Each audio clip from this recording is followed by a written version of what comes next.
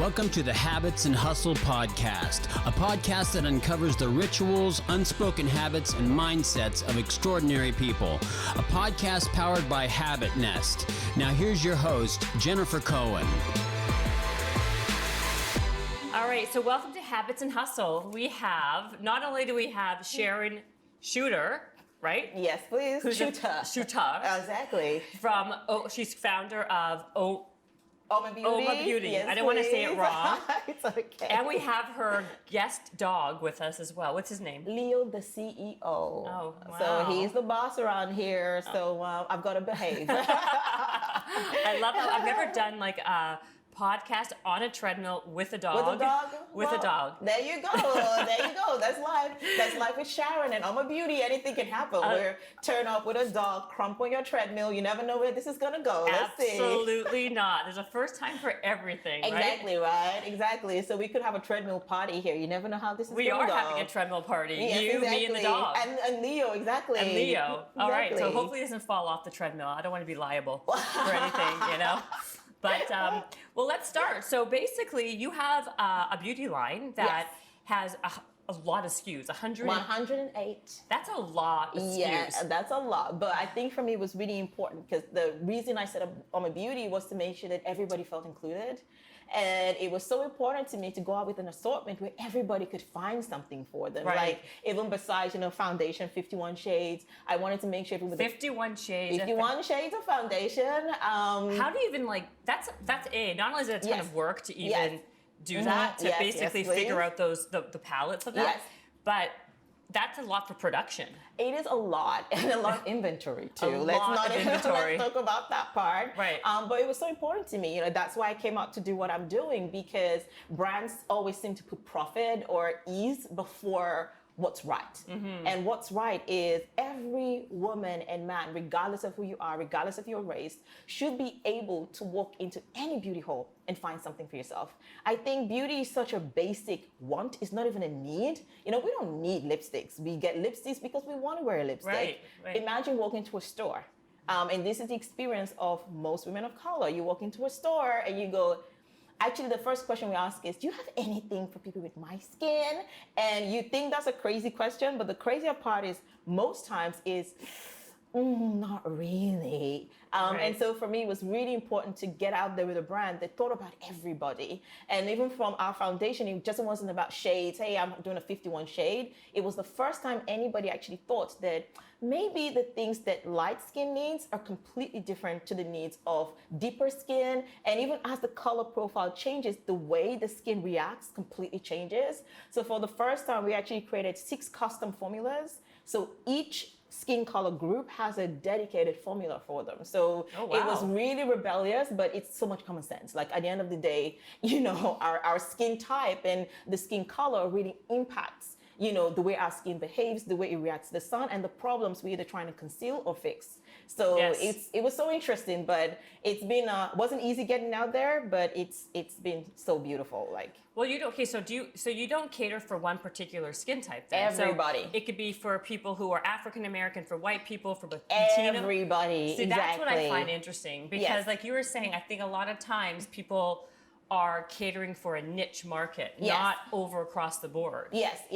I think it's silly, right? I think that's not my mission. My mission is, because my experience as a woman was that, where I would go to different stores and everybody didn't have something, even as 2 years ago, I would walk into a department store. I was working for brands. I couldn't use 95% of their products. Can we even talk about that? No, I believe it. It would be crazy for me to then go, okay, you know what I'm going to do? I'm going to create my own brand, but I'm only going to cater for people who look like me. I'm doing the exact same thing. I'm continuing the problem as opposed to being part of the solution. And I'm here to be part of the solution.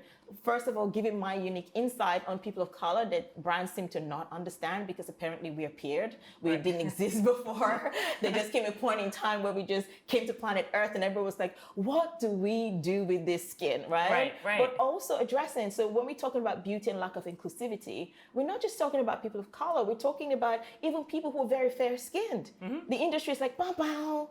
Nothing for here. Try again later. Or they give you 3 different, they say medium, light, And or dark. Yeah, that's exactly. it. And then like there's nothing in between. Nothing in between. Right. And then you even have like this huge population of women who are fair skin but warm undertone.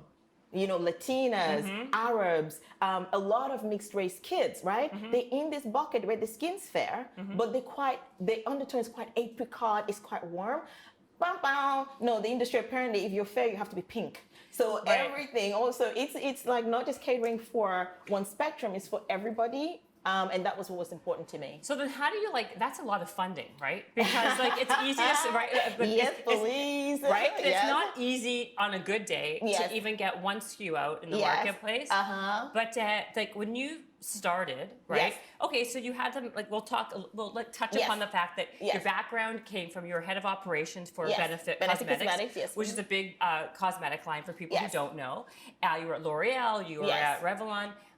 You have a lot of background in that world. A lot of background in beauty. A lot of in beauty. Yes. But when you start your own brand, like it's very, very difficult. So like tell me, like, talk about the journey. How did you go from working for a big brand to then starting your own brand? Yes, so I was working for a big brand and, it was great. It was amazing people. But I think when you're at a point where you're more frustrated about what you do than happy, it tells you need to change. And at that point in time, I had to pinpoint. For me, I turned 30 and the world just changed for me.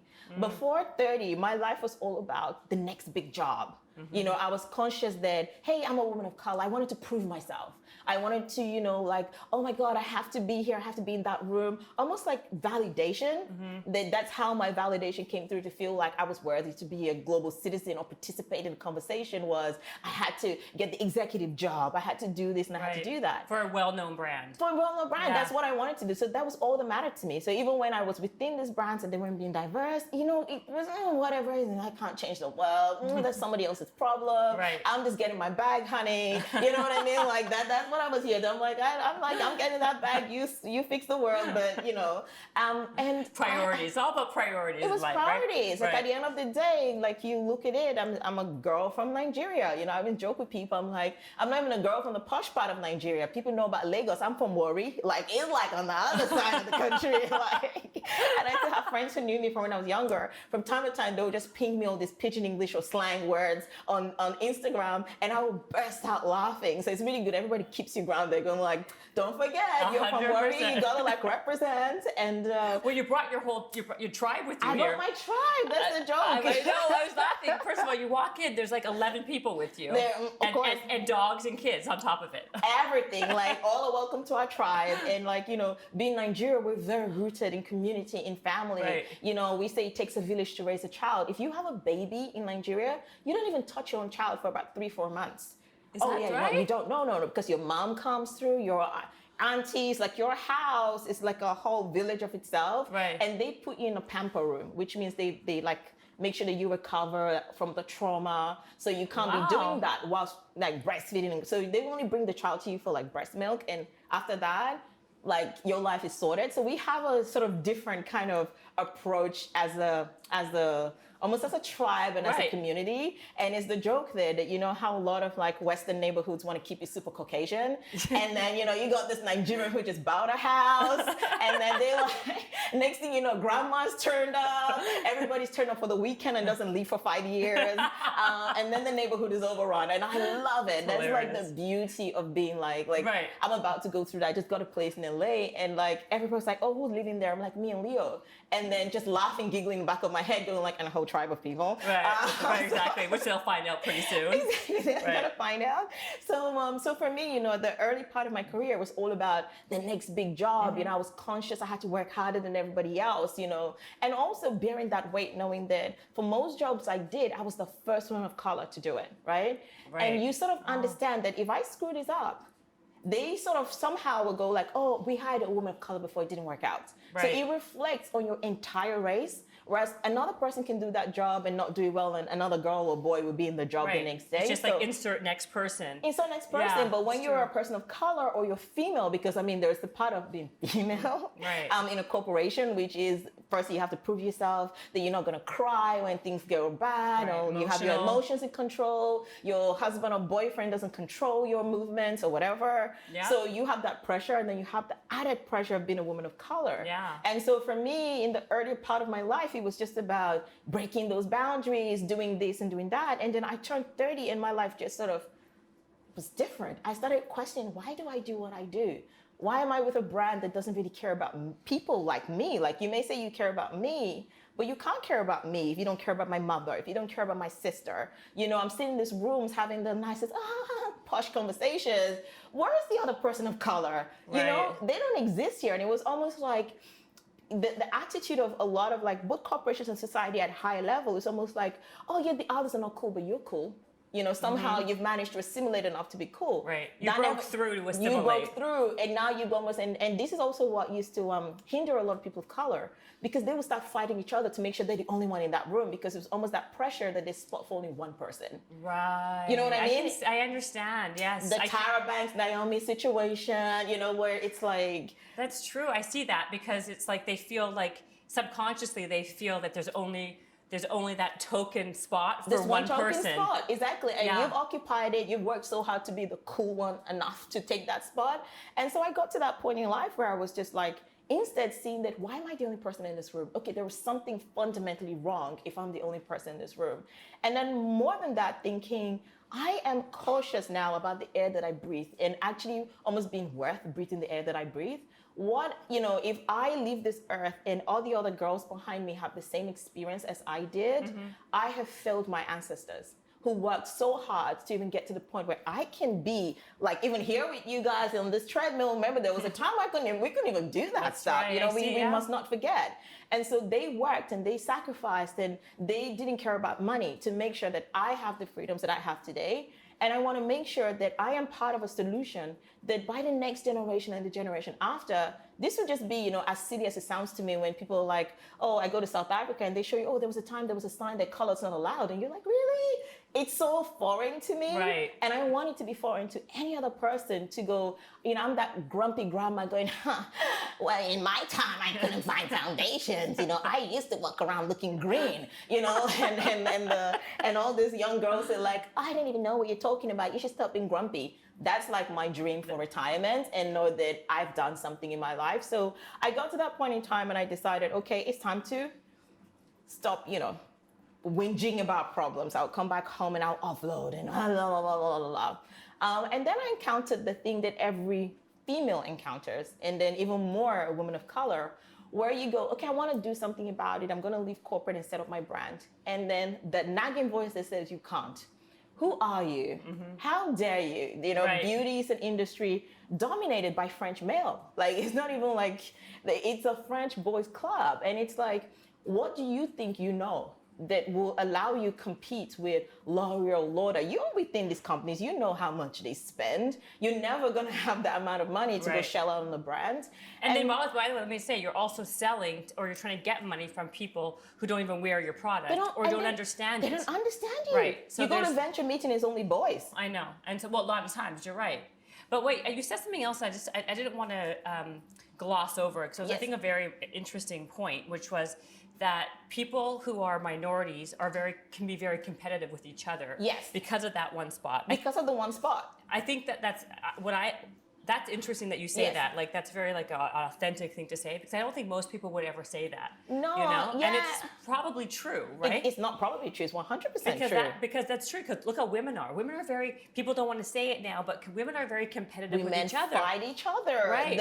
I've had more support from Caucasian males, like even in that which is the irony, but you say you're having you have problems in some ways. Exactly. But also it's sometimes easier to navigate through, because like women, first of all, once again, it's the same mindset where, you know, one, I think women also were organically raised to compete with each other. Because you're organically raised to be so focused on getting married, finding the guy, being proposed to you.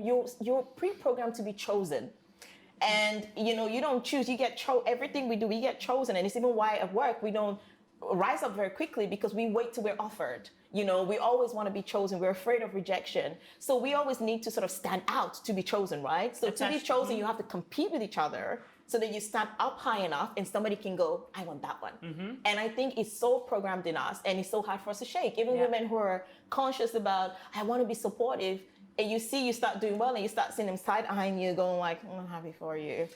You know what? That's why I think that's brilliant that you actually put some like light on that, because I think that's 100% true, and people gloss over it or they don't want to talk about it because it's not PC. It's uncomfortable. Yeah, it's like and then also you have to be someone who doesn't. You have to be someone who champions women and not even put that out there in the universe. Yes. When the quite irony is, like you're saying, I think it's basically part of sometimes our human nature. It is. And we have to fight against that human nature. We have to be conscious of it, and it's part of our upbringing and the narrative, you know. Because the chosen thing is so It's really how we're raised. So we're literally raised to compete with each other, you know, and so that's what we do. It's the same thing as men are raised to be aggressive at work and, you know, do whatever to get the money so they can get the girl, so they can choose the girl.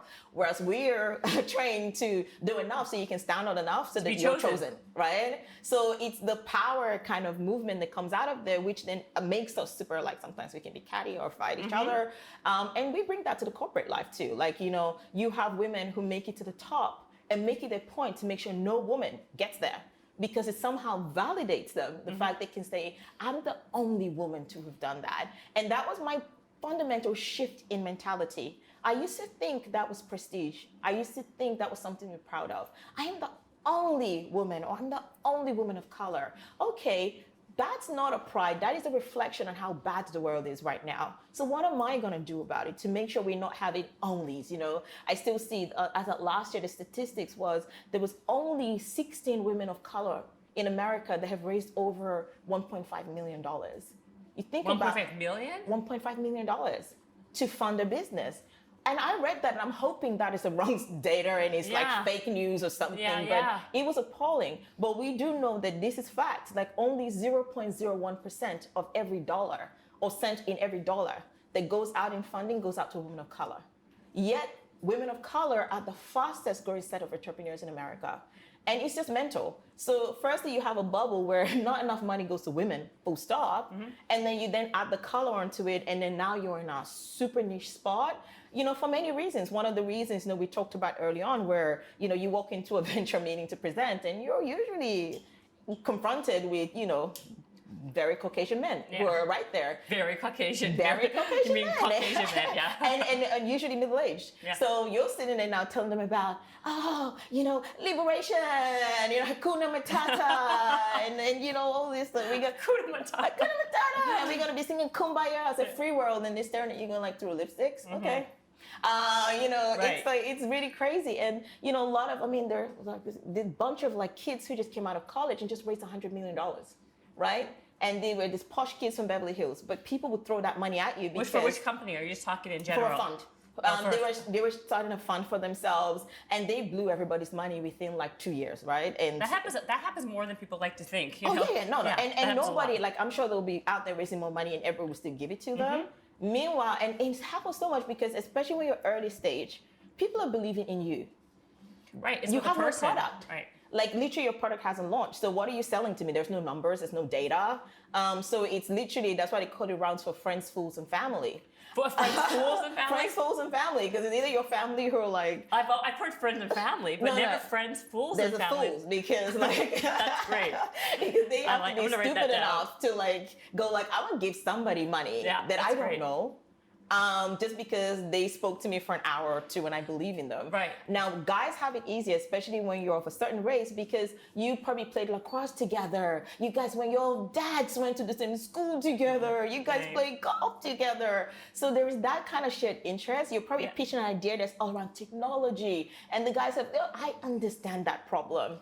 Okay, enter a girl. We did not play lacrosse together, definitely. Right. We have no shared interests. Absolutely not. I come from a completely different culture and background from you. Right. So now the conversation is a super functional level. There is no emotion in there. And then on top of that, I'm selling lipsticks. It's like, what is so different about lipsticks? Right. Like, and foundations. Walking to Sephora, like it's like beauty is saturated. And right now beauty is a market for influencers. All the biggest brands are influencer backed, you know, from Pat McGrath to Fenty Beauty with Rihanna, with Kylie Cosmetics to Huda Beauty. It's like now people get famous, and House of Gaga, Lady Gaga just launched, you know. So now beauty is just trading off fame. You know? How do you even compete with that? That's exactly a great point. Yes. Because you're right. All the brands that I'm even like familiar with, the new ones, are all backed by massive influencers. Kylie Beauty, Fenty Beauty. So what do you do? But that's where, like, for me, it was like, all this is about one person, all this about fame, all this about this, almost like superficiality, right? I wanted to start a movement. I wanted to start a movement that was real. A movement for everybody who's felt left out, like myself. For whatever reason, I felt left out because I'm female and I'm Black. For other people, it's probably because of who they choose to love, the size of them. Like, beauty doesn't just discriminate against people based on race. It has a long list of things that it goes like, not allowed. And I wanted to create a community that was real, that the core of it wasn't because this was trendy or because somebody was famous. It's bringing people together on issues that we all feel deeply.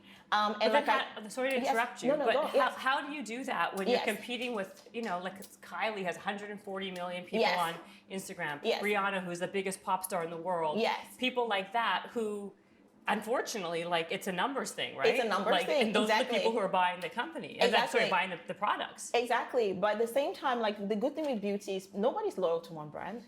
Everybody moves around to different brands for how you make them feel. Right. They buy Fenty because they want to be part of Rihanna's army and part of Rihanna's navy. And they come to us because we talk about authenticity and self-love. When you come into our tribe, we challenge you to look at yourself and be real and love yourself for who you are. So people who come to us and are attracted to us and are attracted to our tribe actually come first for our message. And it's not just preaching about inclusivity. And I tell people there's a difference between tolerance and inclusivity.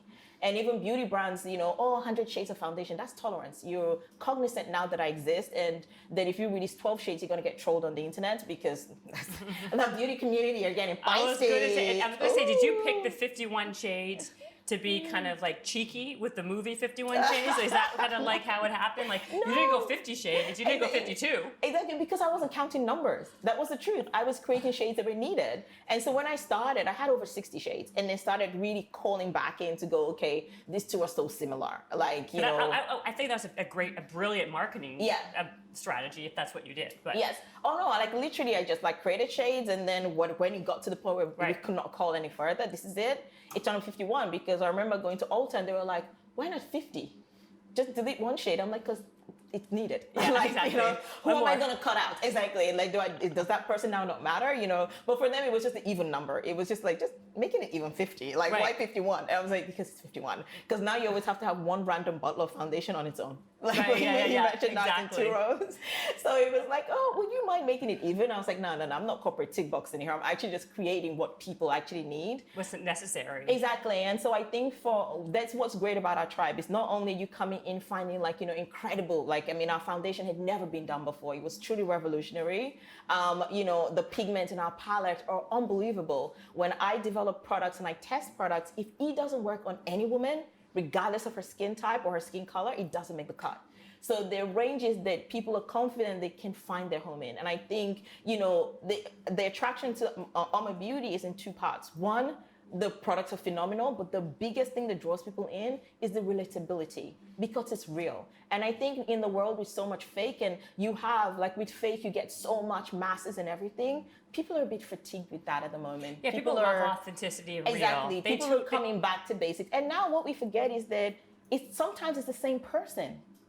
Well, I would think that people have brand loyalty to some extent, but they have like the foundation they always love, the lipstick that they love, and they can cross-pollinate with brands. Exactly. But at the end of the day, what would you say I would think that people are going to buy makeup not just on the messaging, but if the price point's right, if the color, if it looks good on them. Yes. Like at the end of the day, don't those 2 things trump everything? You know, in beauty, actually, like if you're a functional brand, so let me take an example. MAC is a functional brand. Right, okay. When you say functional brand you make a functional connection with them. You go to MAC because I want to get a foundation and I want to get a lipstick. Okay. There is no big story behind it. People don't even know the origin of MAC, or that it's a Canadian brand, or there is nothing to it. It's this big brand that we provide you great quality products, and that's what people buy into. Right. And then you have a second set of brands where people come to you first because of who you are. And I'll give you an example of that. Benefit Cosmetics do a great job at that. Who is that? Benefit Cosmetics that I work for. Right. I mean, the actual products themselves, I mean, we had 3 shades of concealer for the longest time, but we were a $1.4 billion business because people loved how Benefit made them feel. It was pink, it was girly, it was fun, it was sassy. You know, the commercials for it, they had girls with the tits out, you know. They really rebelled against all the rules. So people came to Benefit first for the pink and the messaging and this duality of bold and girly. The branding was on point. For the identity. And that's why, you know, for me, when you build a brand, it is more powerful to build a brand that people come to because of an emotional connection. Because a functional connection, when a better product comes out, they will go and buy it. When people are emotionally invested and connected to you, there's a saying that I love, that people buy brands not because of what the brand says, but what the brand says about them. That's why we spend money on the Birkin. There is no, like, it's a great quality bag, but I'm sure you can buy it for a lot cheaper. Right. But people want to carry that Croc or that Himalayan Birkin because it says, girl. It says something about you. You said something, like, you can't try me. Like, don't even come my way because I'm super fabulous, right? Right. It's a statement. It's a statement, and that's where the pricing conversation comes in. Right. What statement? Why are people buying Tom Ford? Why are people buying Tom Ford lipstick? This is a fashion designer. What does he know about making lipsticks, right? But it's about how it makes them feel. It's that gold packaging. It's the Pat McGrath eyeshadow palette. It's $125. But people want that because you flick it out and it says, you're dope. You know, you know what you're doing. You're not a novice makeup by Maybelline. You know, that's for the teenage girls. Right. So it's a message. So that's why. But that's why the Fenty brand and that's why the Kylie brand does so well. It's like multi-billion-dollar, you know, each one of them. Exactly, because people buy into the celebrity aspiration. That's why influencer brands are doing well, because it's for the first time they can get a piece of a person. You know, they want to believe that Rihanna is actually in the lab creating this lipsticks herself. You know, that's what the person buying Fenty wants to believe. Like, you can tell them from now to never that it's some random chick who's actually making this product. And she bases a licensing deal of her name, and she's making a ton of money based on using, you know, the likeness of her name. Exactly. But and people don't care. They don't care. Exactly. They don't even want to know that. And even with Rihanna, she's actually even more involved than a lot of people are. I mean, credit to that girl. She gets on those phone calls. She sees the product. Wow, good. No, credit to her. She's very, very involved in the brand, but still, she's not the one like sitting down, formulating, doing. So people want to believe. Are you sitting down formulating though? I do, actually. Yeah. I do. I create all my. I do all my products. Don't you have to have like some kind of like background in like chemistry to understand that stuff? Well, beauty. There's 2 sides to beauty, right? Okay. And that's why beauty is a very complicated industry, right? It's not like fashion where you can just get fabric and you can sew it and put a piece all by yourself, right? Beauty is a marriage between science and art, hardcore science and art. And those 2 things don't come together in that the chemist who's actually mixing the things in the lab does not care about lipsticks. Absolutely. Like, they just turned on by the fact that, oh my God, that red is spot on. You know, like, oh, I could remove this chemical. So where you work is you work with great scientists, you guide them into what you want, because for you have the vision, you know, I want this texture, I want this efficacy. So you have to have the capacity to understand chemicals, because, you know, you're directing someone in the lab, they're a chemist, they don't care about the outcome of what's going on. So you have to go, for instance, to know, okay, titanium dioxide is a white sheet. If I put it in this makeup, this will be the outcome, because you have to guide them to go, how about you drop titanium dioxide by 2%, right? So you have to have a basic understanding of not necessarily chemistry, but what ingredients do, or what the key ingredients do in what. It's same thing like if you're trying to create clean beauty, you have to guide them.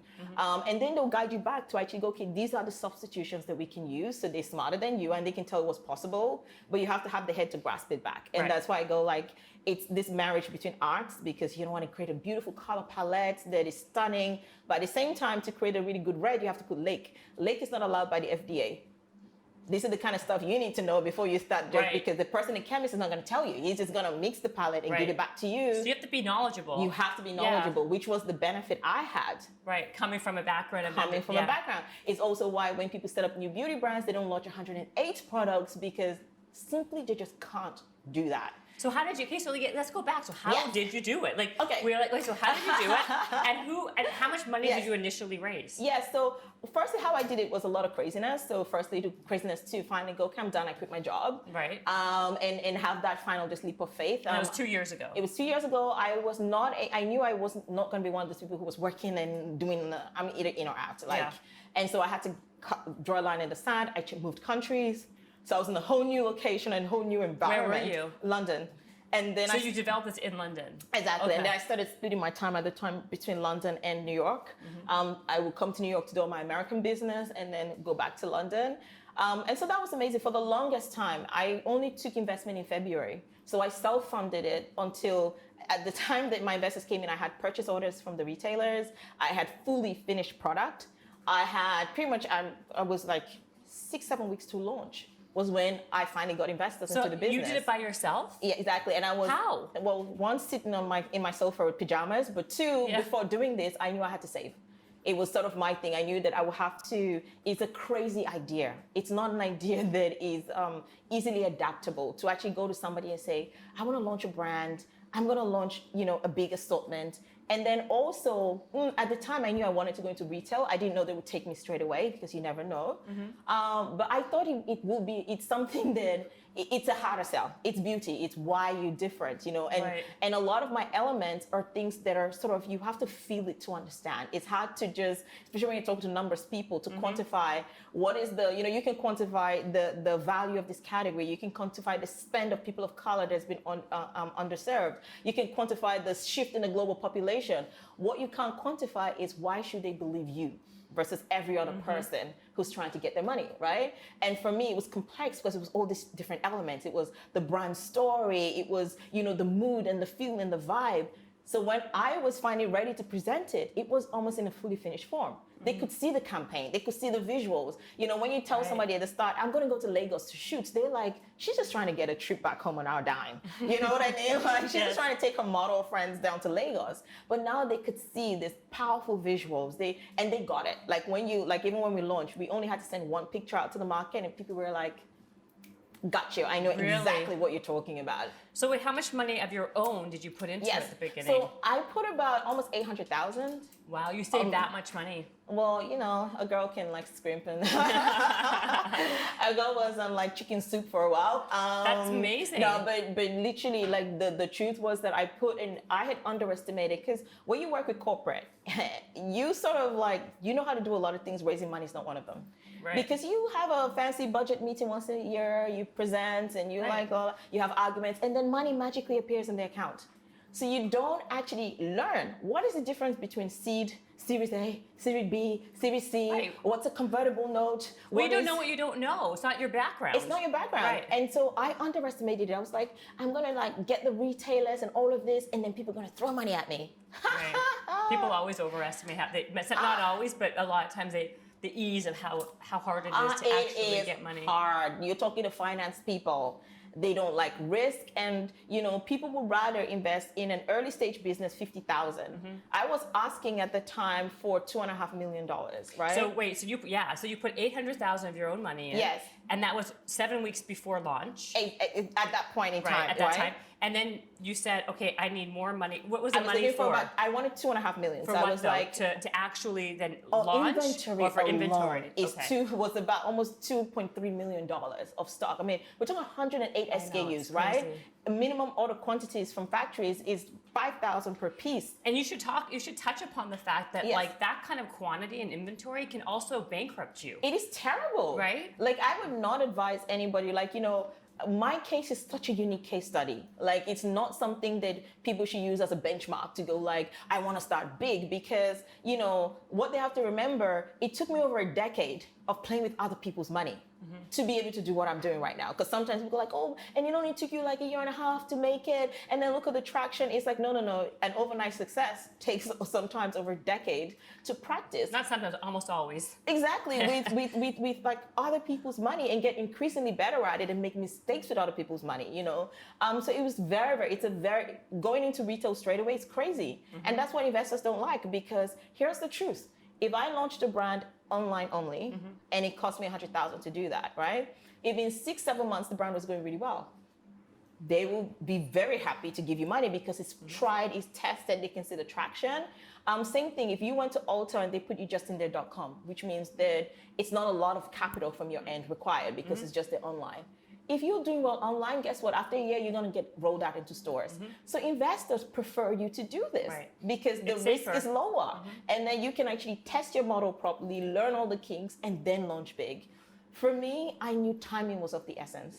I knew that what I had and what was unique about mine was a messaging, which means that if you do it small, somebody's going to come and copy it. That's why I have worked enough with big brands. They got their hands on the pulse. They will copy that. They have the money, they have the resources, and you've just given them the answer. This girl that you're a tiny little person on e-commerce trying to sell this unique custom foundation formulation. Oh, Clinique will launch it like that in 6 months because this is perfect to the Clinique brand that is about. Yeah, I'm not saying they are doing it, by the way. I'm just as an example, you, and right? I think you're exactly right like they are a brand that's all about skincare, and then they have beauty. So it makes sense for them to like be the ones who came up with this hybrid idea of a foundation that is skincare, it's makeup, it's custom made for you. I mean, they just did the Clinique ID, which is like, you know, skincare that for the first time you could actually choose what was relevant to your skin type. So I knew if I just was starting this on my laptop at home, a big brand would take that copy, do it big, and then I have no business because it's dead. And so I decided that how do you start a movement? How do you start a rebellion? You don't whisper.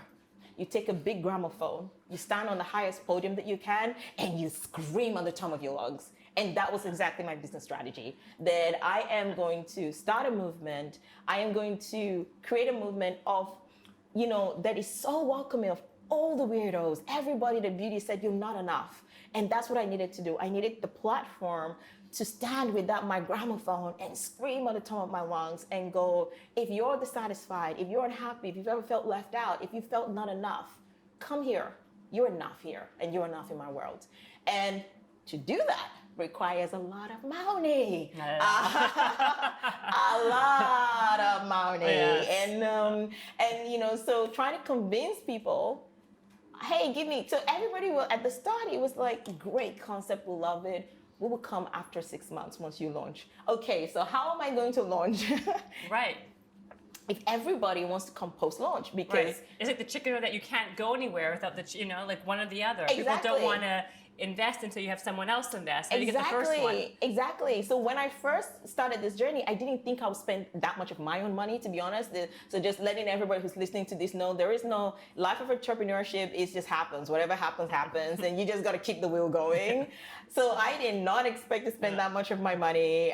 We were just, you know, every day something comes up and you just keep, and you have to believe in it enough, you know. Yeah, I got to the point where I'd maxed out everything. I had like everything. When I mean everything was like, you know, like it was tight. I was at the point now where I was trying to sell real estate, you know, just to, you know, see if I can salvage some more cash and just, you know, and wow. And sometimes that's a trap, right? Because if it's a bad business model, you've wrecked your whole life on this. But for me, I could continue because this was beyond money.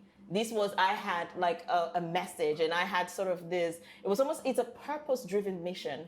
And for that, even when I left, my big thing was, I have to be prepared to sleep in my car for this. And if I'm not prepared to sleep in my car for this purpose, if I'm just doing this because I want to get rich, then I shouldn't be doing that. I should just continue working, get a bigger job and a bigger paycheck, right?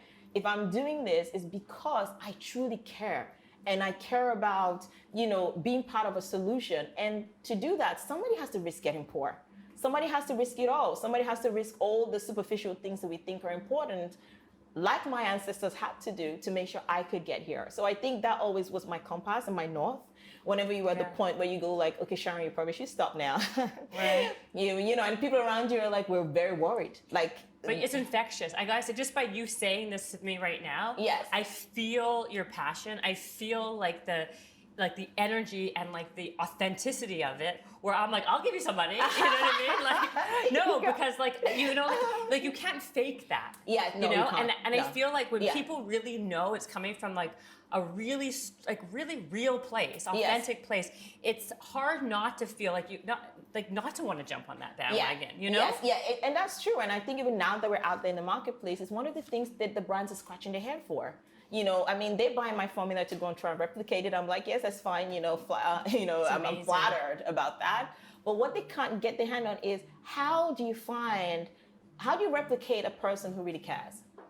You can't. That's why it has to be guttural. It has to be truly like your obsession. Exactly. Because that you can't replicate. You can't replicate that. Yeah. And that was the source that was always missing in the industry when in the fight for inclusivity and diversity, when beauty brands even got to the point where they were like, oh, how do we be diverse? that was the source they were missing. Yeah. A person that cared enough, or a group of people who cared enough. Because that's why they're not connecting. You know, they're making all the shades for darker skin and people are not buying it because they're going like, you're just trying to get my money.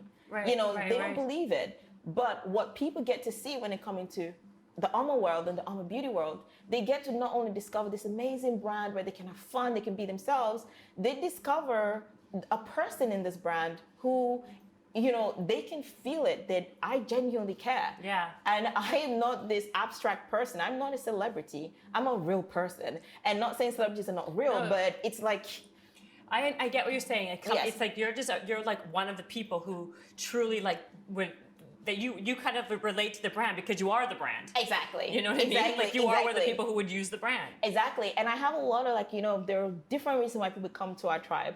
With women of color in particular that I meet on the street, and this has been really weird for me, you know, like, you know, I've come from I just wanted to get a brand out there.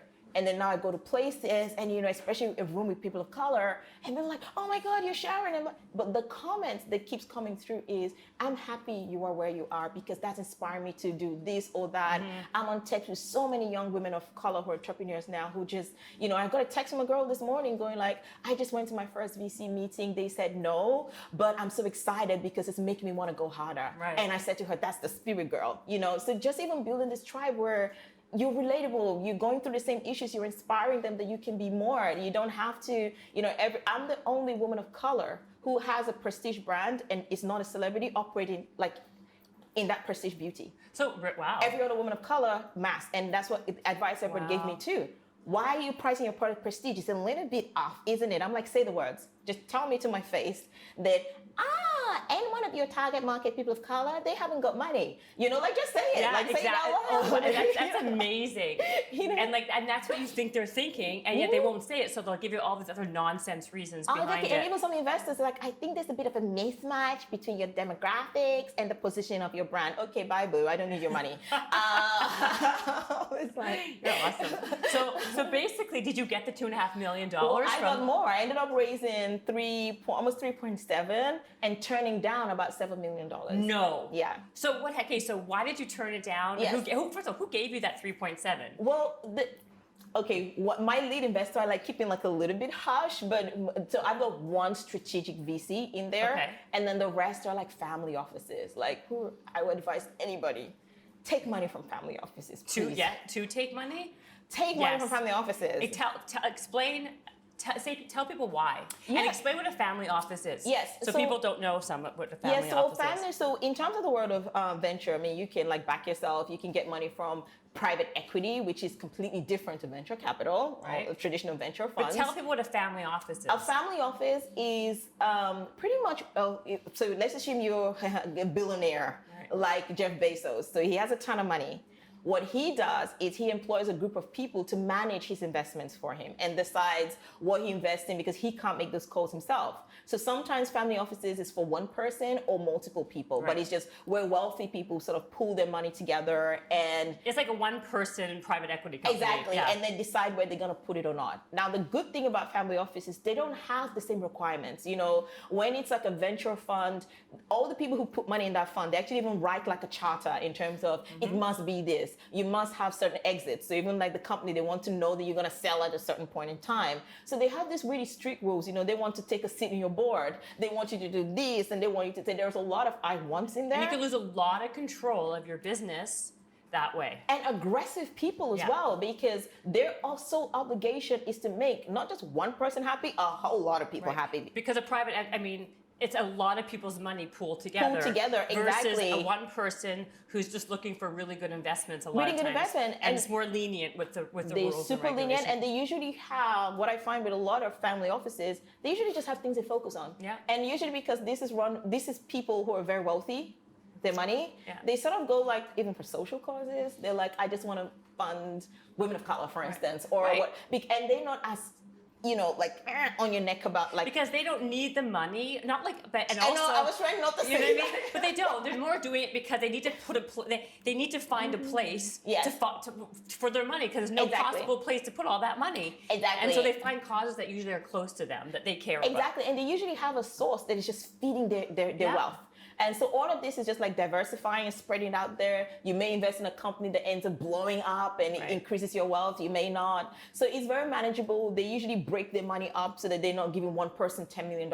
So that's where at a different stage of your businesses, the family offices fall out because they cannot cope with the size. You know, if you were doing what Huda Beauty did, where she got $200 million put into her business by TSG, Huda Beauty. Huda Beauty? Yes. So she's an influencer, right? She's an influencer, created a beauty brand. Right. TSG came in, I think 2 years ago, valued the company at $1 billion and gave her $200 million cash to buy some equity, some stake of her.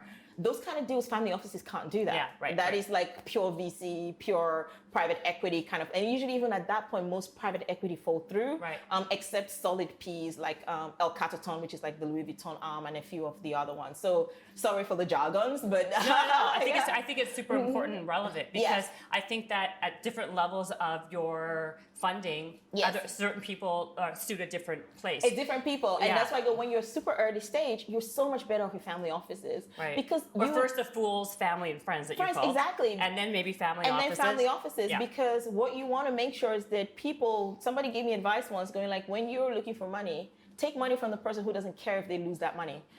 Absolutely. Because it's not because you don't want to care about that money, it just allows you the ability to learn, which you have to do in a business. When you birth a business, it's out there. It's like a baby. Mm-hmm. You're learning it, it's learning you. You guys are figuring things out. And the worst thing you want to have on top of that is this pressure coming down on you going, oh, well, you know, my monthly reports needs to read this. This is the level of traction I need to see. Oh, last month you didn't grow by 50%, and now we have to have an emergency meeting. Yeah. You don't need to see that. You have to be patient, hold your nerve. Like sometimes it takes time for true traction to kick in. Mm-hmm. And for some people, it happens immediately. For some people, it's in year 4. That they finally blow up and it just becomes beautiful. So you need people who are ride or die with you, and you know, you might make a mistake or two, but they go, you know what? Okay, I'm gonna throw you a bone and give you an extra 500K. You know, because I like you. Yeah, that's the full part of the whole situation. Exactly. Like, because I like you. Yeah. How did you find these family offices? Yes, so I literally had an angel. So when I started my journey trying to raise money, right? Like I said, I was more focused on product and all the other sides of the business. And I went to the big funds that I sort of knew, because, you know, you come from big companies, so you know, like all these bigger funds, right? Yeah, that makes sense. What they don't tell you is we don't do early stage. Like, your business is not attractive to them. But then they were so fascinated about the idea, so they keep talking. Now I've learned venture world, and honestly, when I talk to investors, I'm like, can you close the deal in 3 weeks? No, bye. You know, kind of thing. Because they are professionals of wasting your time. They will keep you and they will string you on because they assume you know. They assume you know that we don't invest in this kind of area, but the truth is you don't know. So I had a lot of those kind of conversations for months, right? And then got to about December, only to find out that, no, it's not going to happen. And everybody's gone December. Nobody, you can't raise money in December. Right, the lights are turned off. Exactly. Right? And then I met this incredible lady. I got introduced by one of the funds that said, no, too early. We want to come in later. And one of the things, and I want to advise everybody to do, if you don't do this, even when a person tells you no, just ask them, can you introduce me to somebody who's more in my, you know, wheelhouse. Exactly, at my stage, because, you know, a lot of times they say no because it's not the right time. It doesn't necessarily believe they don't believe in your vision. And so that was it. And so she introduced me to this lady who was, and that's why I even moved to California. Oh, wow. Yeah, because I was raising money in New York. New York is a big business kind of like space. And then I met her, she was in California. She said to me, oh, darling, you've been fishing in the wrong pond. Let me show you. That was literally, let me show you. They had like a guardian angel. Exactly. And she introduced me to all these early stage funds, all these early stage private investors who are just investing their cash. And oh my God, I did my first raise in 72 hours. I had gone months without nothing. That's what we call fishing in the wrong pond. Immediately, I was in the right pond. In 72 hours, I had money in my account. Like, how much did you raise in that 72 hours? So in the 72 hours, I did like a flash sale. That's what I called it. Yeah. Raised $500K. And then 2 weeks later was when I closed on all the other deals. And I was at the point now I was turning out money. I turned out money to the tune of $7 million. Like, literally, it was like I'm oversubscribed. So I ended up taking way more than I wanted to take. But, you know, it ended up being a good thing because it gives you a buffer. It means you're not strapped for cash. It also meant we could launch bigger. You know, when we launched, we went out with a bang because we had more money to like play with marketing, play with like having a big launch event, inviting all the people who were tastemakers in our space to at least come witness it. And that was how the brand sort of exploded, because we had this one moment where all these taste makers, all these cultural influencers were in the one room and they saw the birth of this and they were like, we love this, you know. Yeah. I had people like Khalees at this party, right? And it was just incredible, right? They just turned up to support an unknown woman that they didn't really know much about. Right, and it's amazing. At this event, you could just see people connect and post that, the rest was history. People were just like talking about this. We went viral on Instagram, on Twitter. Really? Who is this brand? Where did they come from? They just appeared from nowhere overnight. Our foundations just started flying off the shelves. Like it became the Instagram famous foundation. Like it was just crazy. So you're really known. Would you say like yes. the foundation is your core? The foundation product? is like our claim to fame because it was the thing that we did that no brand had ever done before. Right. And then if you talk to people around us, you have words like inclusivity. I feel at home. This is real as the top comment. Yeah. Foundation is number 2.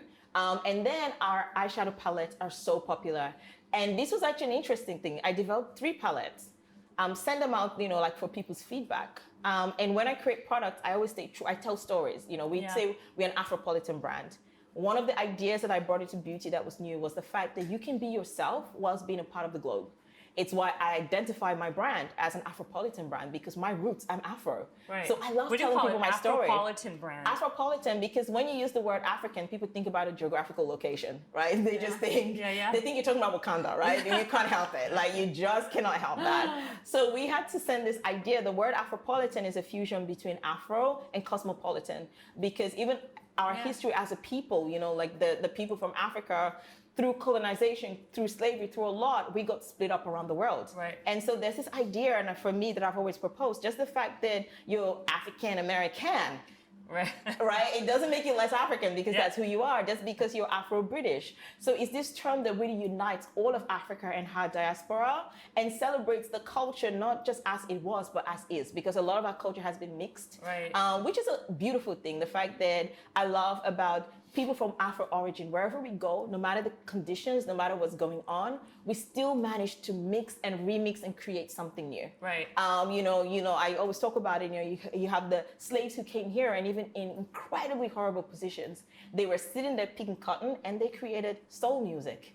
From picking cotton, because there's that part of you, there's Afro that's so deep in rhythm that just doesn't go away, regardless of the location. And look at the evolution of that turned into jazz. James Brown coming in, turning jazz into funk, Jam Master Jay, and all of them, Run DMC turning funk into hip hop, which is now the biggest genre of music in the world. Not rock and roll, right? And so this was a banner for which it allowed me to be proud of my heritage. And I hope that just by me doing that, other people who come into this tribe feel that they have the right to be proud of who they are and they don't have to change it. It's the reason why UOMA's name is UOMA, because that's my language. And the whole world. Is that what it means? It means beautiful. I was going to ask you, what does it mean and where does it come from? UOMA means beautiful. It's from the Igbo language, which is my mom's tribe in Nigeria. We've got 153 tribes and languages. We have 150 tribes. 153 is a lot. So I tell people, when people try and guess, I'm like, don't worry, it's a lot. So, and it was very important to me through this brand. I'm like, I can't be telling people, be yourself, be authentic, whereas we're trying to be a generic brand. We're not a generic brand. We're very, very Afropolitan brand. So when you come in there, you see these colors, these stories, this fun. We sell an Afropolitan fantasy the same way Dolce & Gabbana sells an Italian fantasy. So then how are you, it's an amazing story. How are you building a community besides having a great message and having a really good, really solid philosophy behind you and having people who talk about it all the time? I'm just stopping for a second. But how else are you building it? Are you finding tribesmen? Are you finding people are you finding influencers? Are you doing what everyone else seems to be doing to kind of build your tribe otherwise? Yeah, so I think we're doing that in 2 ways. Influencers are very, very necessary. And what we do is we align with influencers who believe in what we believe in, right? Whilst accepting every influencer who comes into our tribe. But usually the influencers you see us do partnerships with are very, very targeted because they're people, when we came out, we partnered with people like Jackie Oina, but Jackie has always been, she built Jackie Oina in beauty. Shows you how much I know about the beauty world. world. There you go. Though. She built an entire, and her platform by screaming about inclusivity and the lack of. Right. So you're finding people who are authentic. Even the models I work with, everybody knows me. I don't work with you if I don't know you. Right. Like people, Halima, who was our face, I met Halima ages before our campaign. We talked, we spoke, we vibed. Like, I want to make sure that you're not faking. Everybody fakes anything for the gram. So my focus is not on following. For the gram. They fake, they be stunting for the gram. Like, I'm like, thank you. That's so funny. It's so true. I don't focus on following. I don't focus on how many followers if you got or whatever. It's about who are you? And are you a person that I believe should be a role model? Because when we're paying you to do something, I feel like we're elevating to almost be part of the leadership of this tribe, right? That's who my influencers are. They like helping us recruit more people who are similar. So we have to make sure that we're very deliberate. We're not just selling out that, 20 million followers. There is money and there's money to be made. But why this is going to be a long-term business is we're bringing people who believe in what we believe in. So you know what? Even if I launch a mascara and it's a dud, I can survive it.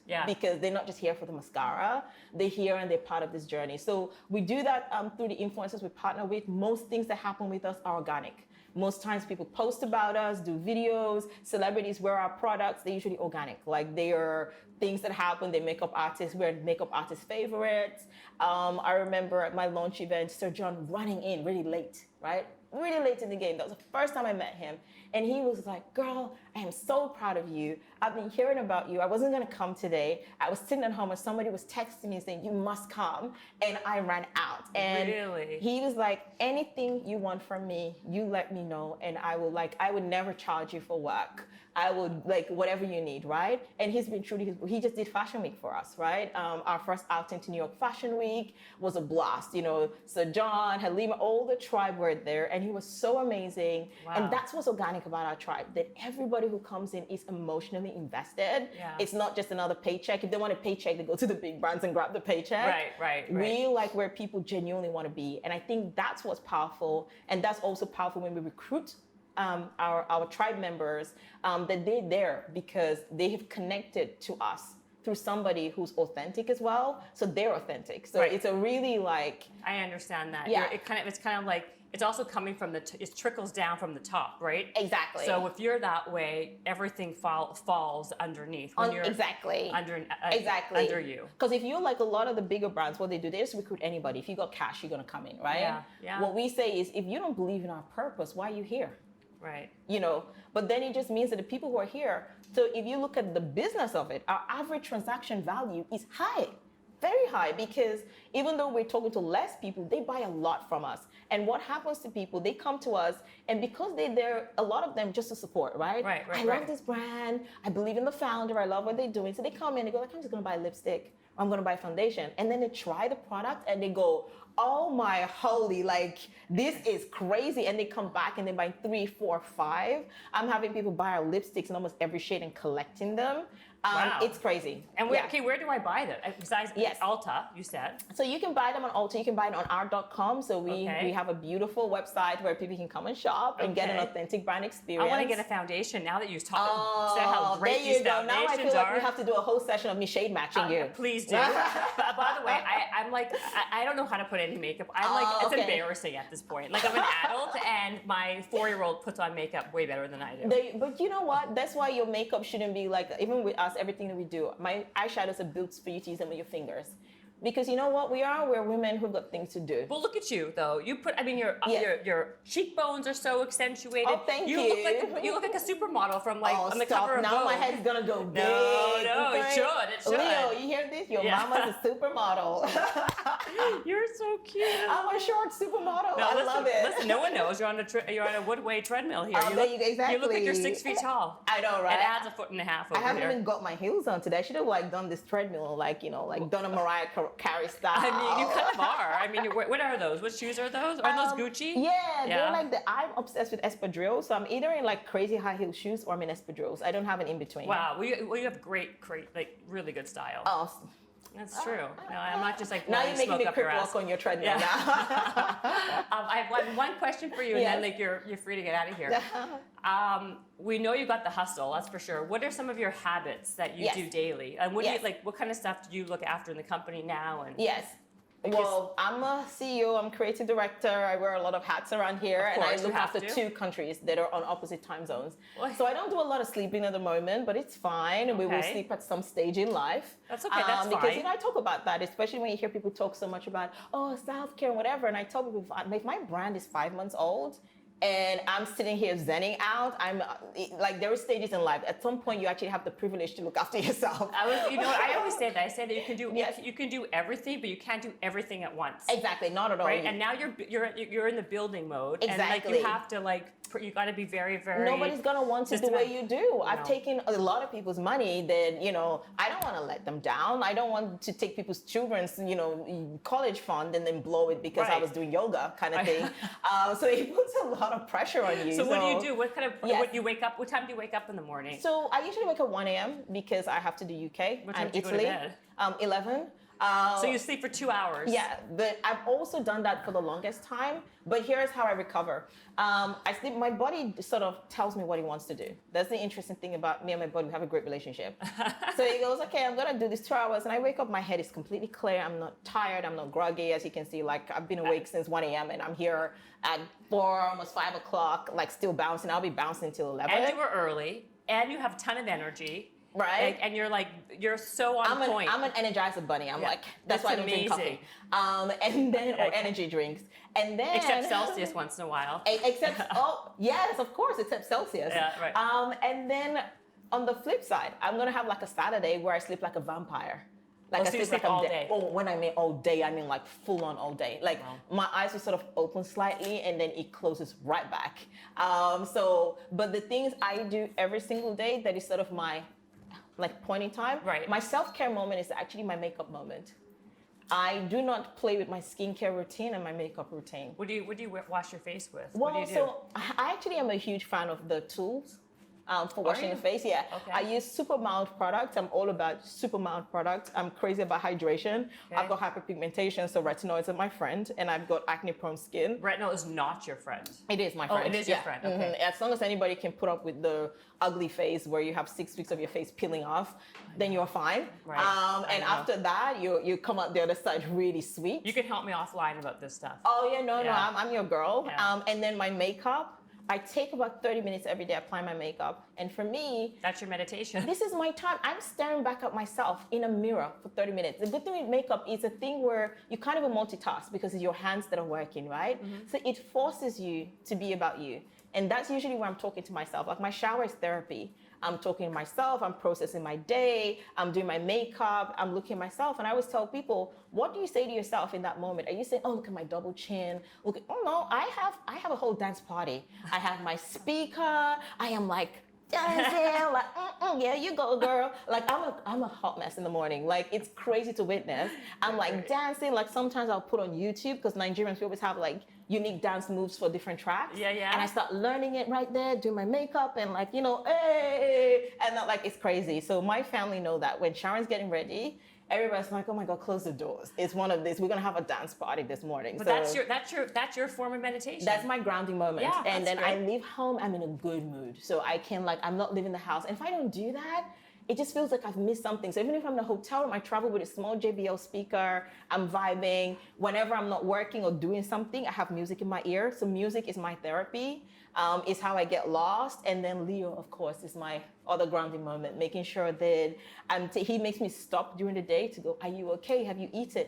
Women, we're not good at looking after ourselves, but we're good at looking after other people. So you nurture your dog. Exactly. And through that love and that kind of do you have kids? Give each Obviously, other. No, this is my baby. Yeah, I figured Leo was your baby. It's my baby. And then whether he's in my handbag or wherever, he really grounds me. I travel with him everywhere. I go with him everywhere. So he's always Apparently, he's on the treadmill with you right now. He's on my treadmill right now. He's on almost every interview that I do. So he's like my comeback and this is normal. But I think for me, those are the things. And of course, I'm a gym junkie. You are? Mm-hmm. So you work out every day? 5 days a week. Okay. And that's also a moment for me. So I don't do crazy. I'm not going to do a 2-hour session, 45 minutes. Yeah. That's all you. 45 is plenty. 45, and I love high intensity training because otherwise I fall asleep. Yeah. I do yoga once in a while, but I've been known to fall asleep in a yoga class, so I only do vinyasa or power yoga. Me both, lady. Oh my God! Like I did literally, there was where you do only 3 moves in the entire 1-hour class. I was not only sleeping, I was snoring. Oh yeah, believe me, you're preaching to the converted over my here. My sister had to keep going like, psst, psst, psst, and I'm like it's not for completely you. off. Exactly. Yeah. So that's for me. That's my daily habit is just like, music keeps me sane. Makeup allows me to talk to myself and tell myself that I'm worthy, I'm enough, and I'm good, and I don't need the makeup I'm applying. And I love the creativity. Exactly. And I love the creativity. It's like I turn up today and I'm like, I'm gonna do color. And sometimes I do a look and I'm like, oh, it's a look. Okay, here, girl. So people know me once in a while in my stories. I will like do a look and I have to like go to my stories and go like, I'm gonna follow you now and like watch you do all this stuff. No, I'm a little bit, my sister always says, you should share more on social media. You're quite entertaining. I'm like, no, I keep it condensed to the people around me. You are super entertaining, honestly. Wait, how do people find you and your company? Yes, follow us on Instagram, UOMA Beauty. Is our name, UOMA Beauty. And then I'm Hey Sharon C. Drop me a line, drop me a DM. I try to respond as much as I can. Anybody who's feeling insecure or anything, just drop me a line, and I'm usually on the other side to go like, oh, you got this girl, or you got this guy. So anytime, find us Hey Sharon C or UOMA Beauty, UOMA Beauty. You can get us there or on our website as well. Well, you've been beyond a delight. I mean, thank you. You're like super entertaining. This is the first time I've ever done an interview on a treadmill. Well, so I'm like, yay. There's a first time for everything. I'm telling you, next time we got to get music in here. We have to have a dance session on this treadmill. We would, but how would you hear? No, we have to have a separate segment. Okay, so afterwards we can okay. So we do the chat, and then we're like, oh, twerking time, twerk it. Okay, twerk let's it. do there it. You go. Let's do it. I would like to do that. I'd have you back any day of the week because you are so entertaining. Thank you. You're welcome. Press the white button. Tell me how many calories you burned while you're in this interview. Okay, which one? The PaceMeds calories? Yeah. 112 calories. Good. So it's 112 for basically as you're just chatting, right? That's really good. Right, rather than just sitting down and just staring at each other. I should get a treadmill in my office and just be doing my emails literally on the treadmill. 100%. From time to time. This is why I thought, instead of just sitting around. Yeah. Oh, sorry. Bye, guys. Go follow Sharon. She's awesome. Thanks, guys. Thanks for listening. Having me. Thank you so much. Bye. Habits and hustle, time to get it rolling. Stay up on the grind, don't stop, keep it going. Habits and hustle, from nothing into something. All out, hosted by Jennifer Cohen. Visionaries, tune in, you can get to know them. Be inspired, this is your moment. Excuses, we ain't having that. The Habits and Hustle podcast, powered by Habit Nest.